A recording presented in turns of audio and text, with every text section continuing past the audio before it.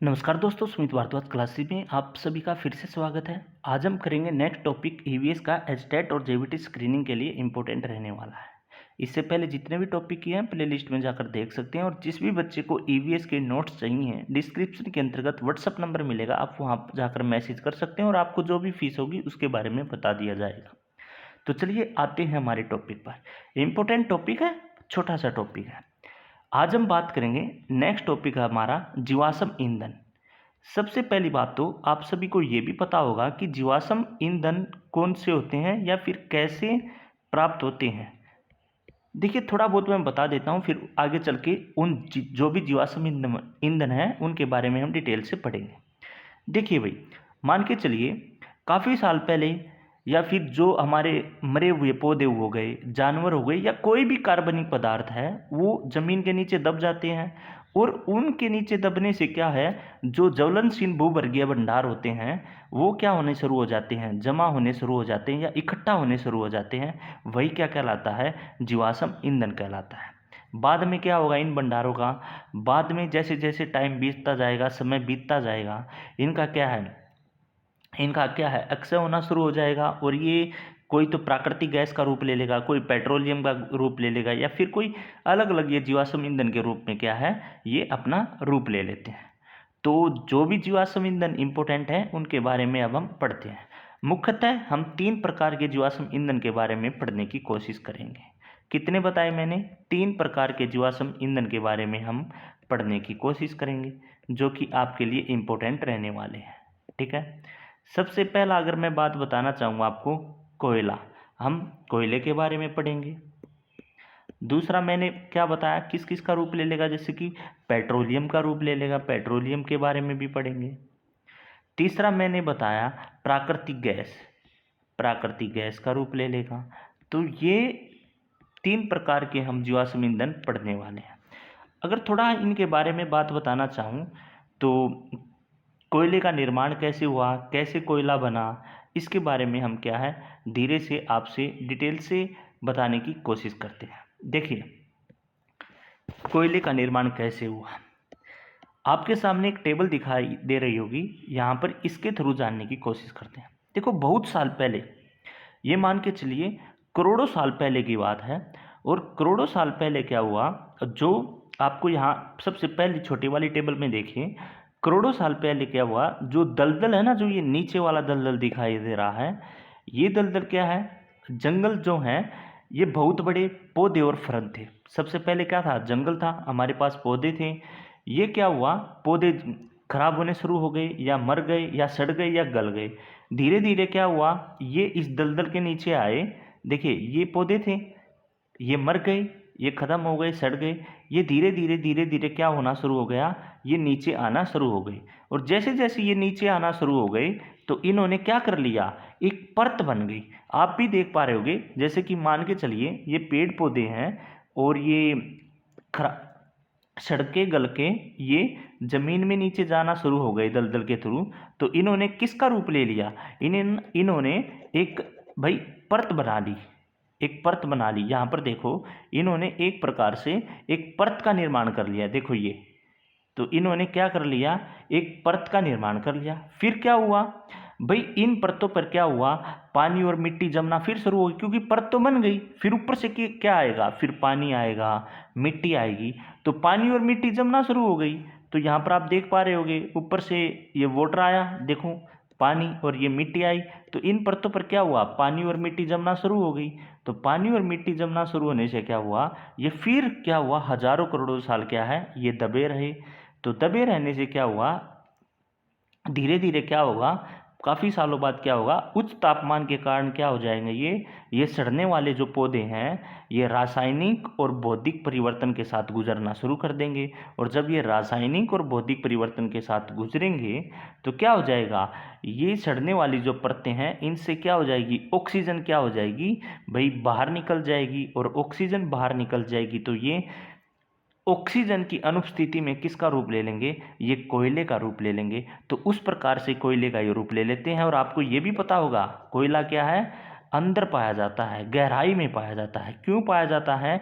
ये इसी देखो यहाँ पर आप देख भी पा रहे होंगे, इसको देखो थर्ड वाली में, ये कोयला गहराई में पाया जाता है। क्यों पाया जाता है? पहले ये जो पेड़ पौधे थे ये सड़कर गलकर, फर्न जो थे ये सड़कर गलकर कहाँ पर आए? नीचे आए। यहाँ पर आने के बाद क्या हुआ? इन्होंने एक परत का रूप ले लिया। एक परत का रूप लिया तो इसके ऊपर क्या होगा भाई? गंदी मिट्टी हुई या खराब जो भी है, पानी हुआ, ये इसके ऊपर जमना शुरू हो जाएंगे। फिर ये दबाव हो जाएगा। दबाव से काफ़ी सालों बाद क्या है? रासायनिक और भौतिक परिवर्तन होगा। उससे क्या हो जाएगा? ऑक्सीजन बाहर निकल जाएगी। ऑक्सीजन बाहर निकल जाएगी तो ऑक्सीजन की अनुपस्थिति हो जाएगी नीचे, और ऑक्सीजन की अनुपस्थिति हो जाएगी तो ये किसका रूप ग्रहण कर लेंगे? ये कोयले का रूप ग्रहण कर लेंगे।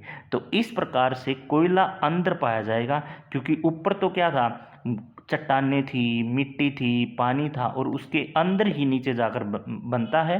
और कई जगह ये निकलना भी शुरू हो जाता है। आपने देखा होगा कई जगह हम ड्रिलिंग के द्वारा भी क्या है? निकालते हैं, ठीक है, और कई जगह अपने आप भी। तो ये इस प्रकार से कोयले का क्या है? निर्माण होता है।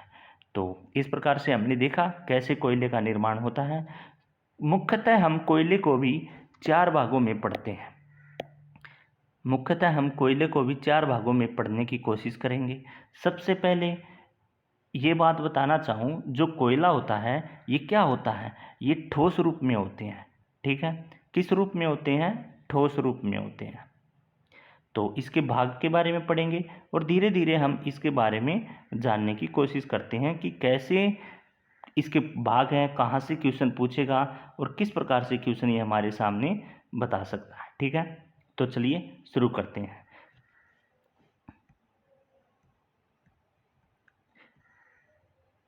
देखिए, सबसे पहले आते हैं हम कोयले का भाग पिट भाग। क्या बताया मैंने? पिट भाग। ये क्या होता है? सबसे पहली बात तो आपको ये पता होना चाहिए, इनको हम कोयले को किस प्रकार से बांटते हैं कि भाई कोयले में ना हम कार्बन की मात्रा के आधार पर कोयले को क्या है? बांटा जाता है। क्या बताया मैंने? कार्बन की मात्रा के आधार पर हम कोयले को बांटते हैं, ठीक है। अगर आपसे पेपर में पूछे कोयले को किसकी मात्रा के आधार पर बांटा जाता है, तो कार्बन की मात्रा के आधार पर बांटा जाता है। अब सबसे पहले मैंने क्या बताया? पिट भाग बताया कोयले का। तो पिट कोयला क्या होता है? इसमें ना कार्बन की मात्रा सबसे कम होती है। इसके अंतर्गत क्या होता है? कार्बन की मात्रा सबसे कम होती है, ठीक है। मैंने क्या बताया? इसमें कार्बन की मात्रा सबसे कम होती है।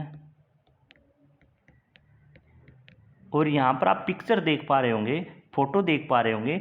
इस प्रकार का जो कोयला होता है ना, ये क्या कहलाता है? पिट कोयला कहलाता है। अगर मैं आसान शब्दों में बोलना चाहूँ तो जब भी हम इसको जलाएंगे, इसकी मात्रा ये बोल सकता हूँ 60% से कम होगी। कार्बन की कार्बन मात्रा इसकी कार्बन मात्रा 60% से कम होगी, ठीक है। तो मैं क्या बता रहा था कि इस कोयले को हम ज़्यादातर ना घरेलू या घरों में यूज करते हैं। आपने देखा होगा भाई, जो घरों के अंतर्गत कोयला यूज होता है ये पिट कोयला यूज होता है, और ये ना बहुत ज़्यादा हानिकारक होता है। क्यों हानिकारक होता है? क्योंकि इससे ना राख और धुआं बहुत ज़्यादा मात्रा में निकलते हैं इसके जलाने से, ठीक है। और ये निम्न कोटि का कोयला होता है। समझ में आया? या फिर ये बता सकता हूँ कि ये क्या होता है? ये कोयले के निर्माण से पहले की अवस्था होती है। जो पूर्ण से कोयला बनता है उससे निर्माण से पहले की अवस्था होती है। इसका हम यूज कहाँ पर करते हैं? घरों के ईंधन में यूज किया जाता है। घरों के ईंधन में यूज करते हैं। और इसके जलाने से क्या बताया मैंने? काफ़ी धुआं और राख निकलती है, जो कि हानिकारक होता है। और इसमें कार्बन की मात्रा सबसे कम है, तो हम ये भी बोल सकते हैं, क्या बोल सकते हैं? ये निम्न कोटि का कोयला है। ये निम्न कोटि का कोयला है, ठीक है भाई। तो इस प्रकार से हमने सबसे पहले वाले के बारे में जानने की कोशिश करी। अब बढ़ते हैं इससे ऊपर। इससे ऊपर फिर आता है नेक्स्ट लिग्नाइट कोयला। लिग्नाइट कोयला क्या है, लगभग इसमें कार्बन की मात्रा 60% से लेकर 70% तक क्या है देखने को मिलती है। क्या बोला मैंने, 60% से लेकर 70% तक देखने को मिलती है। हालांकि फिक्स नहीं है, अलग अलग बुकों में अलग अलग भी दे रखा है, पर आप आइडिया ले सकते हैं। सबसे पहली बात, आप इस फोटो को देखो, आपको इससे देखने को क्या पता चल रहा है, किस कलर का है, ये भूरे कलर का है, भूरे रंग का है। तो पेपर में कई बार डायरेक्ट यही पूछेगा कौन सा कोयला भूरे रंग का होता है, तो लिग्नाइट कोयला जो है यह भूरे रंग का होता है। ठीक है, तो आपसे पेपर में डायरेक्ट क्वेश्चन पूछा जाएगा कौन सा कोयला भूरे रंग का होता है, ये लिग्नाइट कोयला जो है ये भूरे रंग का होता है। ठीक है, और ये निम्न श्रेणी का क्या है, कोयला है,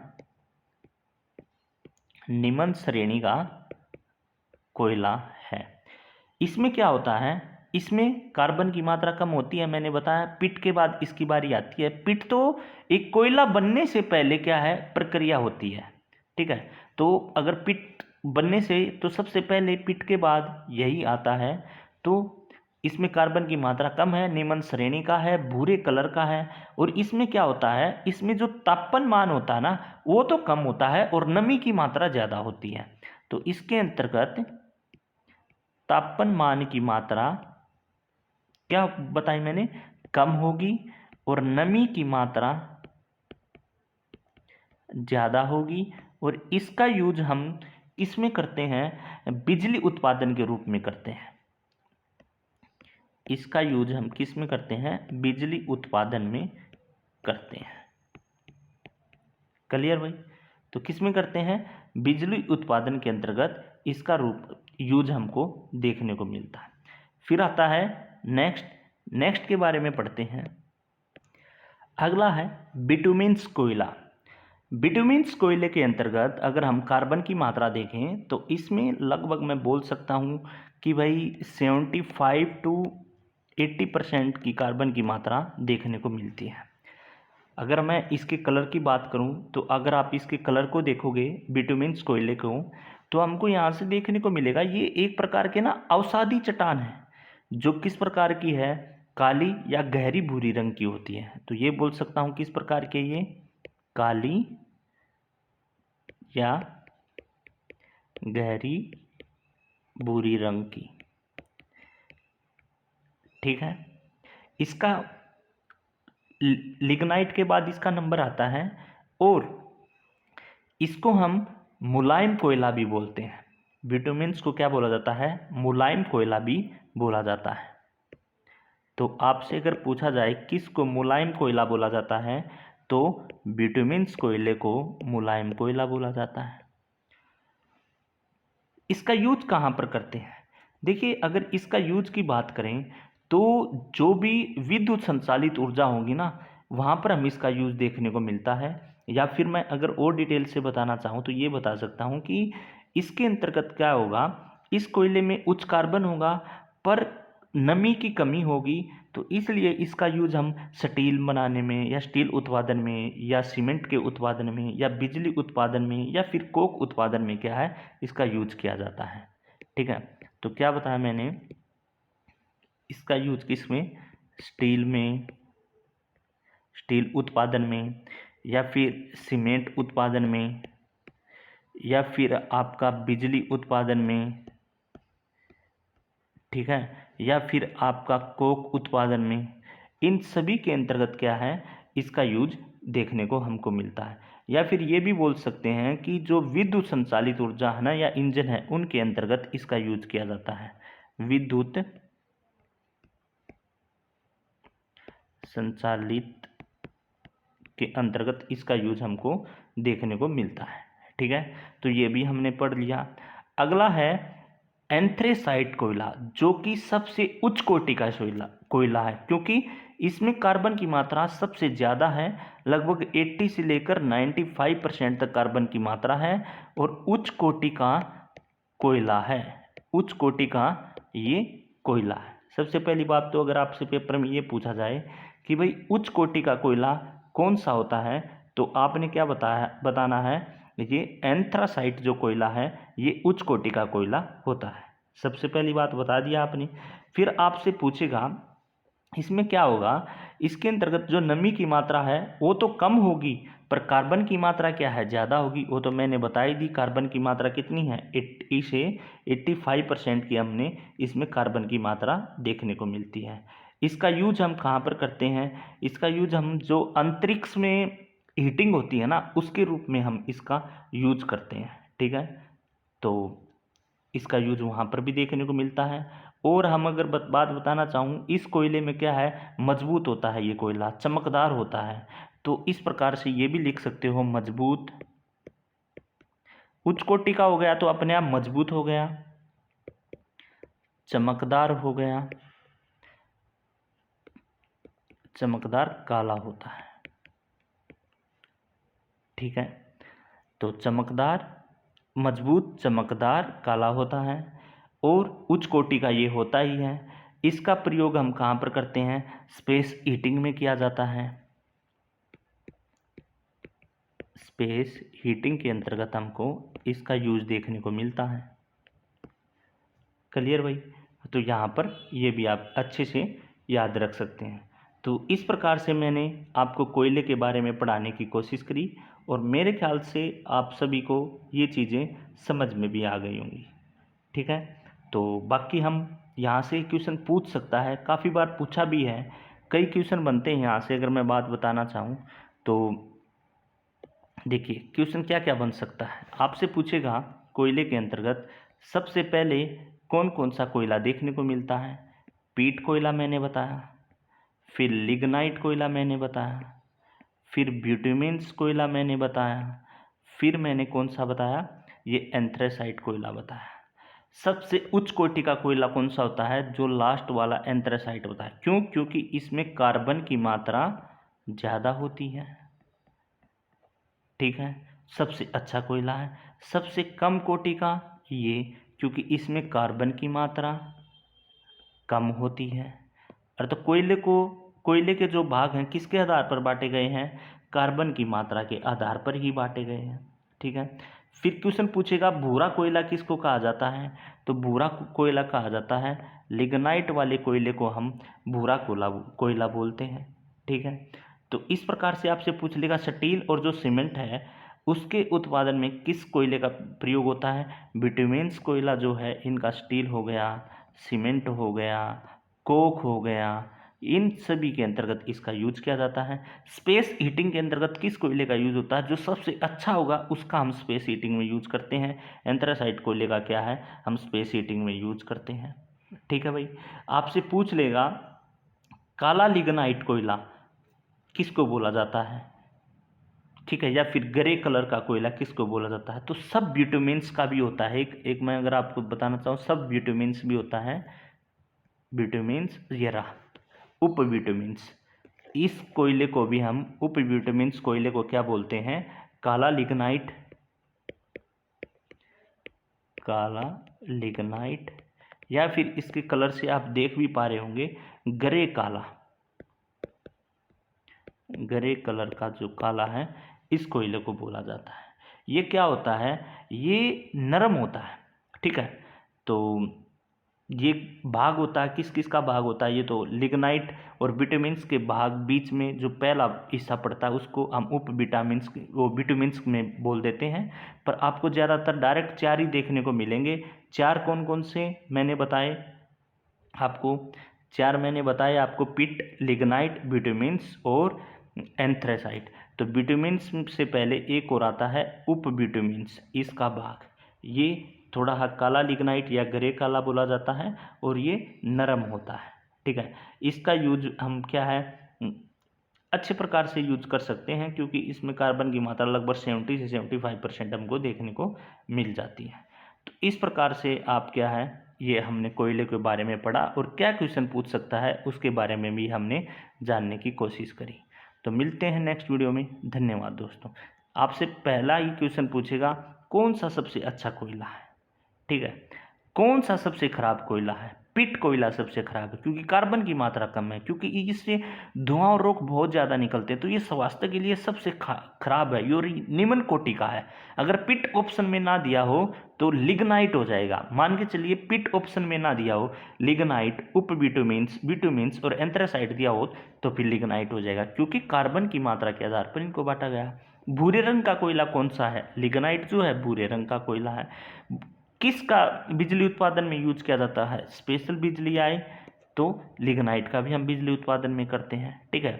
फिर इसका मैंने बता दिया ग्रे काला किसको, वैसे इसके बारे में पूछेगा नहीं, डायरेक्ट बिटुमिन सी हमको पढ़ने को मिलता है। इसका कलर कैसे, इसको कौन से कोयले को मुलायम कोयला बोला जाता है? तो बिटुमिन्स को मुलायम कोयला बोला जाता है। काला होता है, गहरे भूरे रंग का ये कोयला हमको देखने को मिलता है, और ये हमको प्रचुर मात्रा में या प्रॉपर मात्रा में देखने को मिलता है,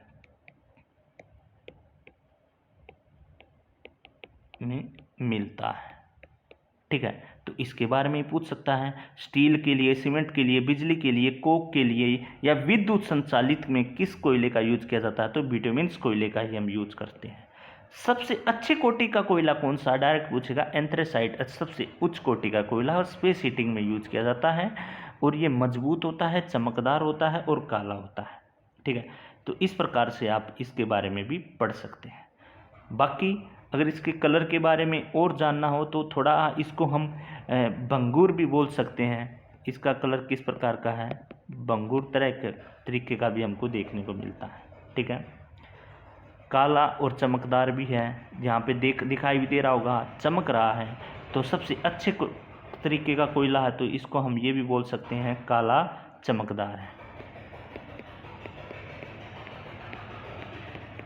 तो इस प्रकार से हमने इस टॉपिक के बारे में पढ़ने की कोशिश की। हालांकि ज़्यादा डिटेल से नहीं पूछता ये डायरेक्ट क्वेश्चन पूछता जो मैंने बताई। इस टॉपिक से यही 5-6 क्वेश्चन देखने को मिलते हैं, और उन्हीं क्वेश्चनों से आपको पूछेगा ये। बाकी मिलते हैं नेक्स्ट वीडियो में। धन्यवाद दोस्तों।